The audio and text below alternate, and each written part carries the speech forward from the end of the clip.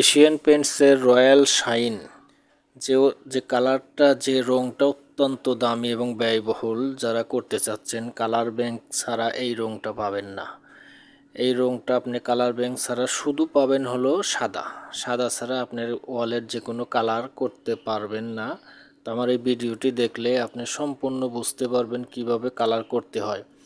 প্রথমত আপনি ক্যাটালগ দেখে রঙের কালারটা পছন্দ করবেন এবং তারপরে কালার ব্যাংক মেশিন থেকে আপনার কি পরিমাণের রং লাগবে সেই রং অনুযায়ী আপনি যে রংটা দিতে চাচ্ছেন সেটার কৌটোর মুখটা খুব সুন্দর করে খুলে কালার ব্যাংক মেশিনের মধ্যে ঢুকিয়ে দিয়ে ওখান থেকে কালারের পিগমেন্ট পড়বে।